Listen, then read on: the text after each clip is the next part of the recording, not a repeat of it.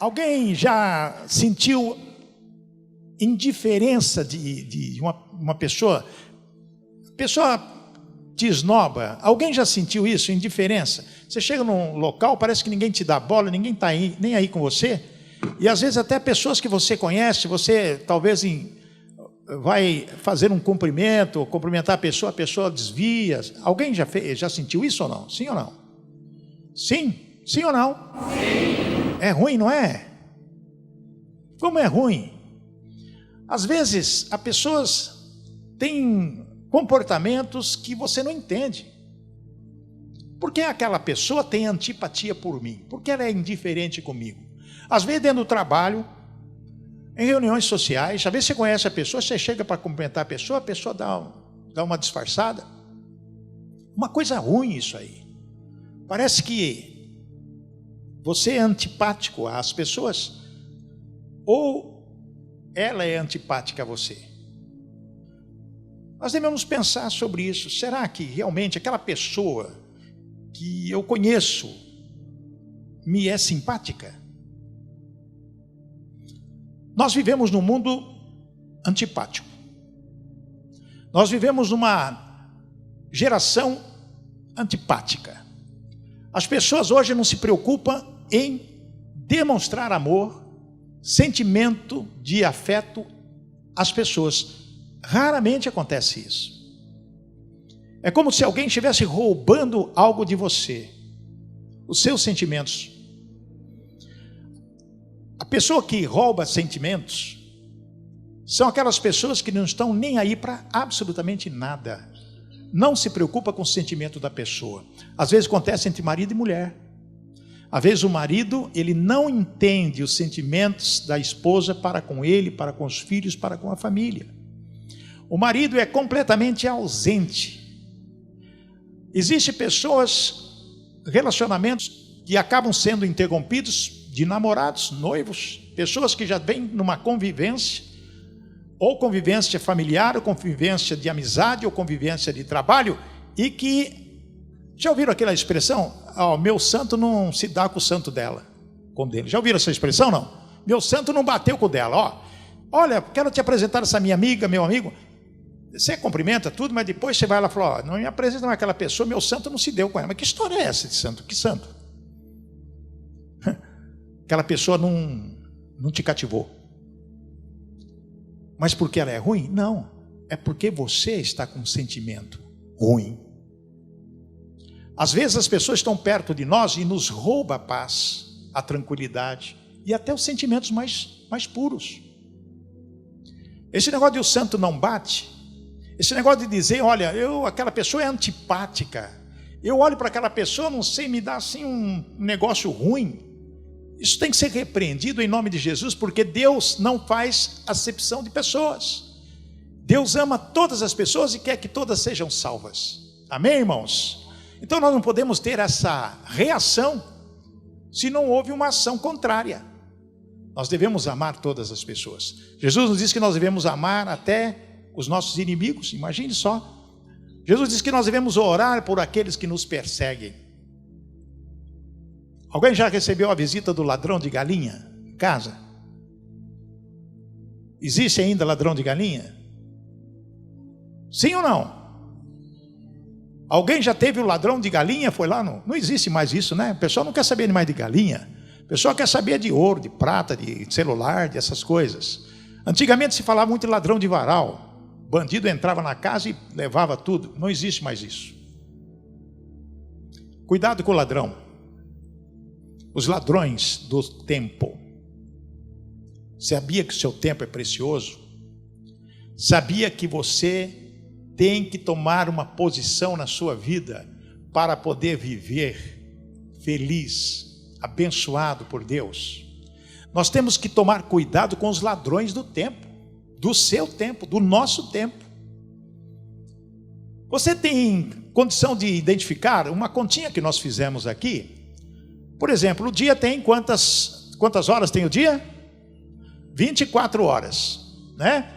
Muito bem, se o dia tem 24 horas, vezes 30 dias dá 720 horas, certo? Muito bem, então durante o mês nós temos 720 horas. É hora para chuchu, sim ou não? Muito bem. Você trabalha, vamos pôr aí, no trabalho 8 horas. É o normal, né? Tem pessoas que trabalham mais, tem pessoas que trabalham menos. Tem uns que não trabalham, né? Tem outros que não fazem absolutamente nada, fica tomando tererê em frente de casa o dia inteiro. Mas a pessoa que trabalha, no mínimo, vai trabalhar, no mínimo não, vai trabalhar no máximo ou 8 horas, que é o que manda a lei. 8 horas vezes 22 dias, porque sábado e domingo não contamos, é de segunda a sexta, 176 horas. Sobram 544 horas. Bom, quanto tempo nós dormimos? Você pode dormir, o normal seria 8 horas. Tem gente que dorme muito mais, né? Tem gente que passa a noite e chega até o meio-dia e está dormindo ainda. Mas vamos pôr o normal. 30 dias são 240, menos 720 horas, 304 horas. Então nós estamos vivendo 304 horas. Sobra para nós, para a pessoa que dorme. Muito bem, você tem lazer? Vamos falar do culto então. Vem no culto de quarta-feira. Você vem no culto 4 vezes por mês, 1 hora e 30 minutos, mais ou menos. Você gasta 5 horas e 20 minutos, sobra 299 horas e 8 minutos, se você vier toda quarta-feira aqui no culto. Muito bem, agora vem o trabalho no sábado. Tem muita gente que trabalha no sábado. No sábado trabalha 4 horas, né? Das 8 ao meio-dia, são 16 horas, sobra 283 horas e 8 minutos. Muito bem, olha quantas horas. E domingo, igreja, quem vem na igreja no domingo, tem 2 horas o culto, são 4 domingos, 8 horas por mês, 275 horas e 8 minutos. Descontando, sobra isso aí. Lazer, vamos colocar 3 horas por dia. Pessoas podem ter mais ou podem ter menos, mas o normal das pessoas ter lazer com os filhos, com a família, durante o dia, isso são por dia. 30 dias são 90 horas de lazer, sobra 185 e 8 minutos. Muito bem. Célula. Quem tem célula e participa da célula, 2 horas de célula, 4 por semana, 8 horas, sobra 177 horas. Muito bem, então nós fazemos uma continha de tudo que nós podemos fazer durante a semana e durante o mês, sobrando 177 horas. Trabalho você usa 176 horas no trabalho, que nós fizemos a conta. Você dorme 240 horas. Veja só, você trabalha 170 e dorme 240 horas. Isso que é dormir, hein? Muito bom. Lazer você usa 90 horas. Vida com Deus, 21 horas e 20 minutos. Gente, presta atenção. Que coisa, né? Nós dormimos 290 horas. E tempo, aliás, 240 horas. E tempo com Deus, vindo na igreja, nos cultos, 21 horas e 20 minutos. Nós dormimos 240. Lazer, nós temos... Põe lazer aí, 90 horas. Nos cultos nós estamos com 21 horas e 20 minutos. O que mais? Ainda restam 177 horas. O que você faz com estas 177 horas? Que identifica, equivale a 5 dias e meio. Então você faz tudo, ainda sobra 5 dias e meio de horas para você fazer o quê? Quem te rouba o seu tempo? Será que o celular rouba o seu tempo? Você fica essas 177 horas ou mais, na hora do trabalho, na hora do sono. Tem pessoa que não dorme, fica a noite inteira com o celular, né, funcionando lá, de madrugada. Boa madrugada, boa noite, o que você está fazendo? Está acordado? Estou com insônia. A pessoa fica assim, toma o seu tempo. Computador toma o seu tempo, futebol, reuniões sociais, o que é que toma o teu tempo?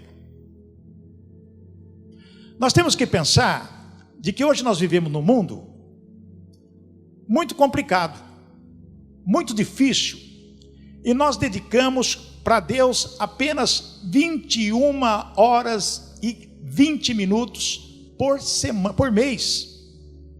Não teria que dedicarmos nossas vidas em buscar ao Senhor em todos os instantes da nossa vida, porque a palavra nos ensina, o apóstolo Paulo, orai sem cessar, orai continuamente. Jesus nos ensina em Lucas capítulo 18, que devemos persistir em oração. Jesus nos ensina em Mateus capítulo 7, versículo 7 a 12, que nós devemos perseverar em oração. Se nós temos que buscar vitória para as nossas vidas, nós temos que fazer o quê? Buscar a Deus. Quem está roubando o seu tempo, amados? Será que você passa todo esse tempo? Ainda sobra 5 dias para você se dedicar a Deus, 170 horas para você se dedicar a Deus. De que maneira você vai fazer isso? Nós podemos fazer isso, é vir na igreja todo dia? Não, é na sua casa, é no seu quarto, no seu trabalho, onde quer que você esteja, estar em permanente sintonia com Deus para buscar os benefícios. Você tem que ser discípulo do Senhor. Jesus busca discípulos. Jesus busca verdadeiros adoradores que o adorem em espírito e em verdade. Nesse mundo tão atribulado que nós estamos vivendo, nós temos que estar tomando decisão do que merecemos ter na nossa vida no futuro. A salvação. Mas temos que buscar a santificação.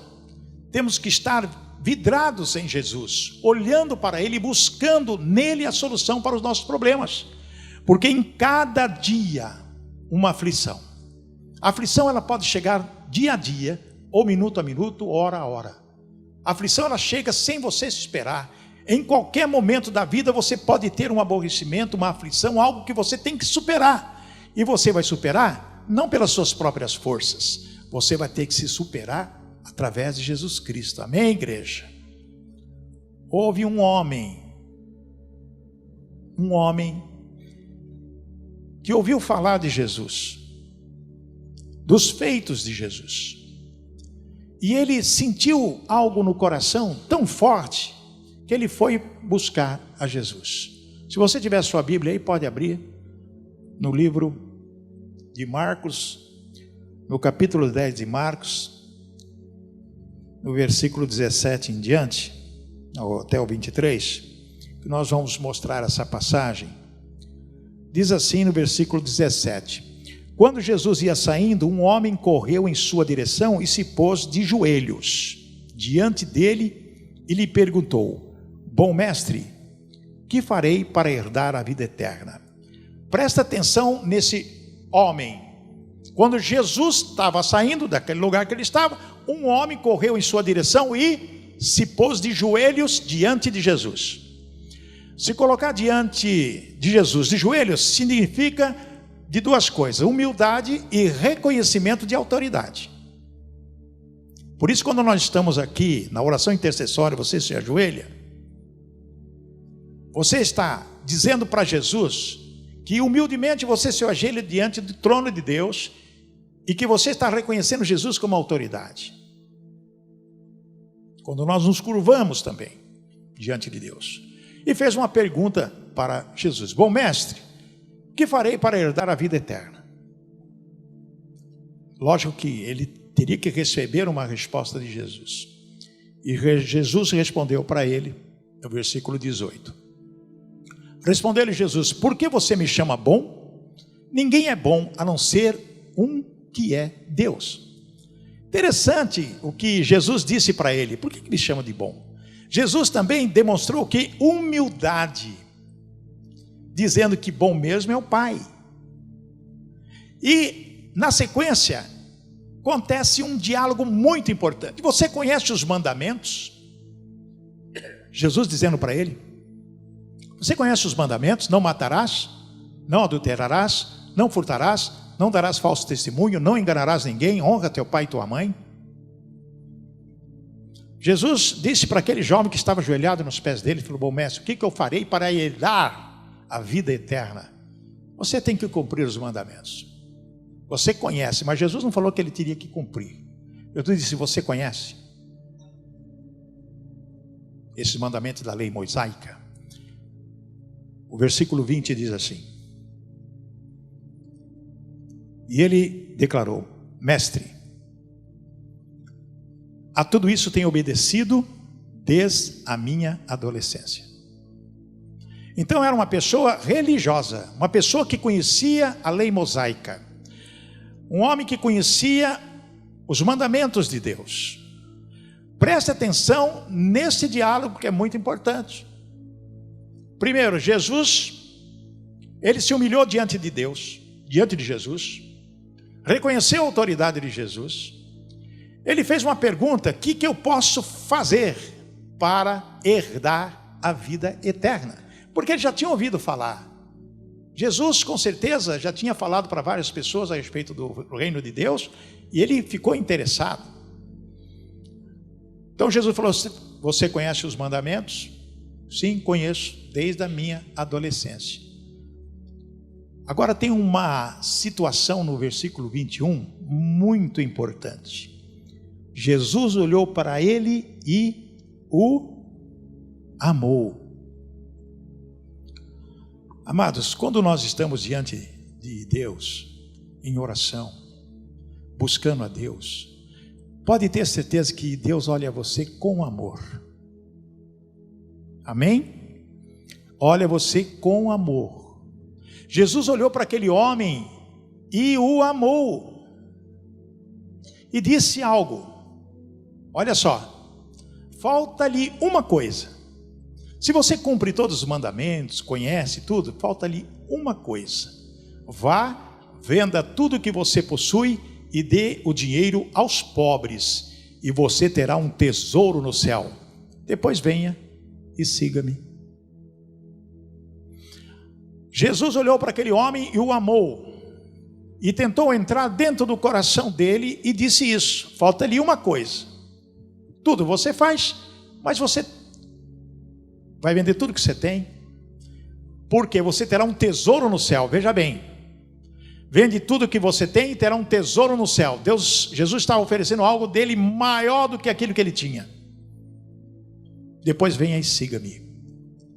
Qual foi a reação desse rapaz?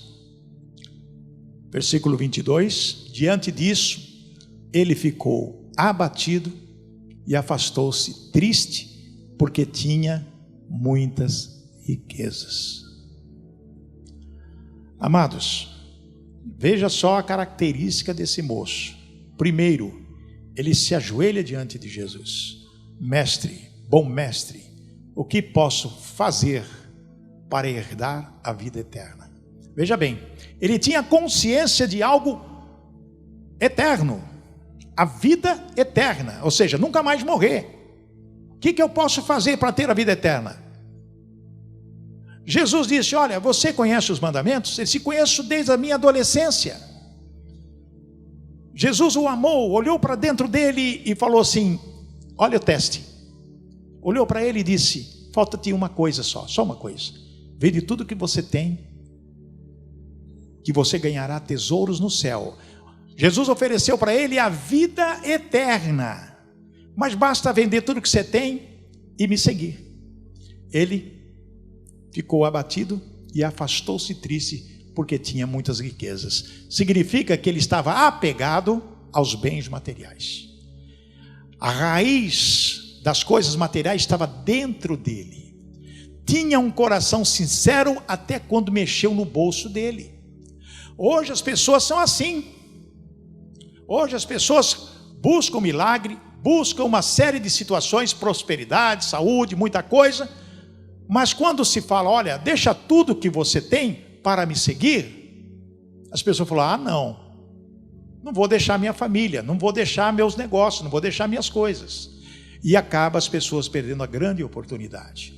Literalmente não tem o significado, essas palavras, de que a pessoa que tem bens vai vender tudo e dar aos pobres. Não é isso que Jesus está falando. Jesus está dizendo a respeito de não se apegar às coisas materiais. Jesus está dizendo que nós devemos suprir necessidade de pessoas quando a palavra nos diz que isso tem que ser feito. Lá em Tiago 4,17 diz: se você tiver a condição de ajudar uma pessoa e não ajudar, comete pecado. Então é suprir necessidades de pessoas que realmente tocaram o seu coração através da oração, da busca. Esse homem não quis a vida eterna, mas ele buscou. Mas quando Jesus falou de algo que tinha que fazer, ele achou por bem não seguir a Jesus. O versículo seguinte, diante disso, aliás, Jesus olhou ao redor e disse aos seus discípulos: como é difícil aos ricos entrar no reino de Deus. É muito triste isso. Como é difícil aos ricos entrar no reino de Deus, porque são apegados às coisas materiais. Amados, nós não podemos viver na dependência das coisas materiais. Nós temos que viver na dependência de Jesus. Nós temos que buscar Jesus Cristo, nosso Senhor, porque o tesouro está lá. O tesouro, Jesus disse, está no céu. O tesouro da terra, o ladrão pega, a traça rói. Mas o tesouro que está no céu é algo insubstituível. Não existe outra situação a não ser buscar a Deus. Como é que está o seu tempo com Deus? Você já identificou na sua vida o ladrão do tempo? O que é que toma o lugar de Deus na sua vida? Será o seu celular? Falei na semana passada que o celular está tomando o lugar de Deus na vida das pessoas. O celular pode ser o mal do século ou o benefício do século. Ele pode ser tão benéfico como maléfico. Então nós não podemos deixar o celular tomar conta da nossa vida, porque é uma coisa que às vezes pode se tornar demoníaca. Tira atenção. Quantas pessoas hoje às vezes sofrem alguma ação de bandido porque está com o celular na rua, no ouvido, o bandido chega, corre, leva. Em todos os lugares tem celular. Nas salas de aula tem celular, no cinema tem celular, na igreja tem celular, todo lugar tem celular. Às vezes nós colocamos aqui, desliga o seu celular. Antigamente, no culto, quando começou essa febre do celular, de repente o pastor estava pregando, prim, prim, prim, prim, e sabe o que acontecia? Quem vai me falar o que acontecia quando tocava o celular? E às vezes até no silencioso. O que acontecia? Me digam. A pessoa ficava no templo ou saía? Saía. A pessoa tocava o celular disfarçadamente, a pessoa levantava 2, 3. Tempo para Deus? Como? Se preocupar com aquilo que está sendo falado, a palavra sendo pregada. E a palavra diz claramente, a Bíblia diz claramente, que nós só temos fé ao ouvir a palavra de Deus. Porque as pessoas às vezes são tão descrentes, não conseguem absorver aquilo que Deus está falando através da palavra. A pessoa já entra como se fosse uma pedra gelada, uma pessoa como se estivesse paralisada. O diabo já coloca na pessoa cega o entendimento dela, deixa a pessoa completamente anulada, e a pessoa não consegue fazer absolutamente nada, não presta atenção em nada, não faz absolutamente nada, não vê a hora do culto terminar para ir embora, para continuar no celular. Televisão, quantas horas a pessoa fica na televisão? Não é proibido ficar na televisão, assistir um filme, assistir um programa, assistir alguma coisa, não, muito pelo contrário, pode assistir o que quiser, mas será que somente a televisão o dia inteiro? A internet, tem pessoas que ficam horas e horas na internet, passa a noite na internet, vive o dia inteiro na internet através do computador. O que é que toma o seu tempo? Estou falando o tempo de Deus. 21 horas e 20 minutos somente? Sobrando 176 horas, 5 dias. Você não pode fazer um planejamento na sua casa, no seu trabalho, e dizer: olha, todo dia eu vou me levantar 6 horas da manhã, 5, 6, 3, 4, a hora que for, vou dedicar meia hora a Deus. Vou ler a palavra, vou meditar na palavra e vou orar, todo dia. No período da tarde eu vou dedicar 15 minutos para orar. No meio da manhã, mais 15 minutos para orar. À noite eu vou ter a minha oração antes de deitar. Amados, nós temos que ser pessoas de oração, porque no mundo que nós estamos vivendo, quando o diabo veio para atacar as pessoas, roubar, destruir, matar, nós temos que estar preparados com a armadura de Deus para poder viver da maneira que Deus quer que nós vivamos, buscando a Ele e colocando Ele em primeiro lugar na nossa vida. Não é o celular o primeiro lugar, não é a televisão, não é o nosso trabalho, não é nem a nossa família, é Deus. E de que maneira nós vamos fazer isso? É colocando Deus como prioridade na nossa vida. Quando Jesus diz que Deus está buscando adoradores que o adorem em espírito e em verdade, significa que nós teremos que estar orando a Deus todos os instantes da nossa vida. Nós temos que ter uma vida de oração para poder vencer as armadilhas do diabo e principalmente os dardos inflamados do inferno. Porque é através da oração, da intercessão, buscando a Deus todos os dias, é com certeza que nós vamos viver nessa situação de retaguarda, avançando para a vitória, que é isso que Jesus quer das nossas vidas. Amém? Você deve orar pelo seu filho, você deve orar, marido, pela sua esposa, esposa pelo seu marido, pelos seus filhos, orar pelo seu patrão, orar pelos seus empregados se tiver, orar pelas pessoas com quem você conhece, orar pelas autoridades. A palavra diz que nós devemos orar também pelas autoridades para que possam fazer o melhor para nós. Nós temos que buscar esse Jesus de todo o nosso coração. Não podemos ficar alheio nessa situação. Nós temos realmente que buscá-lo de todo o nosso coração. Amém, irmãos? Glória a Deus. Nós queremos dar um recado muito especial para todos nesta noite. O recado é justamente aquilo que nós falamos no início da nossa mensagem hoje. Existe uma pessoa na qual você encara como indiferente a você? Presta atenção. Tem alguma pessoa que você pensa, aquela pessoa é indiferente a mim? Eu não me dou com ela não. Aliás, nem conversei com ela, mas não vou com a cara dela. Tem alguém assim? Não precisa responder aqui para mim. Se tiver, é hora de perdão. Se tiver, é hora de chegar e dizer: Deus, quem sou eu para classificar e julgar pessoas? Quem sou eu para julgar? Quem sou eu para classificar? Quem sou eu para apontar o dedo, quem quer que seja?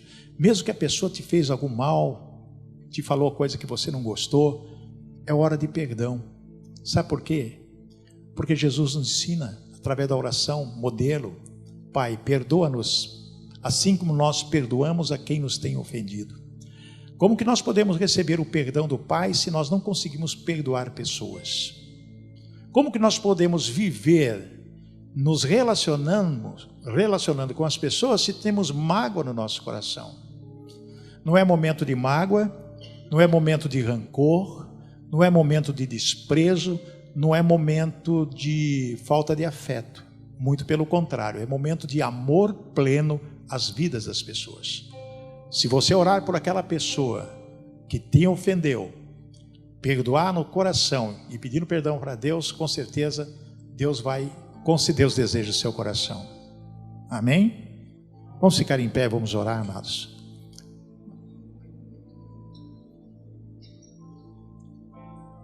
Feche seus olhos. Se tiver alguém para perdoar, perdoa. Tira a mágoa do seu coração, tira a tristeza do seu coração, tira tudo que possa perturbar o seu relacionamento com Deus.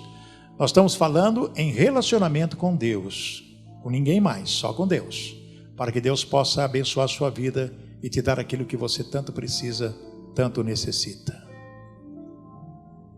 Soberano Deus, Pai querido, ó Espírito Santo de Deus, vem sobre nós nesta noite, nos trazendo aquele alívio, Pai, tirando-nos das aflições do dia, concedendo-nos a paz que precisamos, Pai.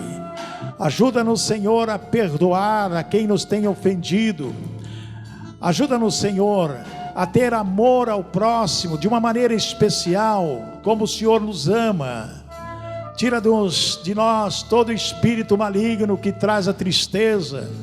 Tira de nós todo espírito que traz a enfermidade. Tira de nós todo espírito que traz o uso das drogas, do vício, das drogas, do cigarro, da bebida, do jogo. Repreendemos em nome de Jesus este espírito das trevas. Quebramos os poderes das trevas em nome de Jesus. Espírito de morte, espírito que quer trazer a falência, espírito que quer trazer a separação dos casais, nós repreendemos agora em nome de Jesus e digo: sai da vida, restaure casamentos, meu Pai. Ó Espírito Santo, Tu és o que disciplina, que nos traz conforto e que nos orienta. Ó Deus amado, nos traz discernimento e sabedoria para poder cuidar das coisas quando estivermos em aflição, Pai. Orienta-nos, Senhor, nos dê a saída, a grande oportunidade para vencer todos os obstáculos da vida. Cremos no Senhor e queremos estar diante do Senhor, alegres e felizes, esperando a Tua volta, Pai. Ensina-nos, Senhor, a Ti buscar cada vez mais. Ensina-nos a orar. Ensina-nos a cumprir com os Teus mandamentos, Pai. Nós somos totalmente dependentes de Ti. Ó Pai, em nome de Jesus eu peço livramento de malignos, Senhor, dos bandidos, dos facínoras. Livra-nos, Senhor, de acidentes, de qualquer ação que pode nos derrubar. Ó Pai, leva-nos, Senhor, coloca-nos na rocha forte, que nós possamos voar como águias, Pai. Podemos estar escondidos debaixo das Tuas asas, Papai, porque Tu és o Deus Altíssimo a quem nós confiamos e glorificamos o Teu nome. Nós oramos, Pai, e pedimos uma bênção especial a cada vida que está aqui essa noite, que nós possamos ir para as nossas casas com alegria e ter uma semana vitoriosa. Ó Pai, para que nós possamos na quarta-feira que vem voltar para ouvir a Tua palavra, glorificar e louvar o Teu nome.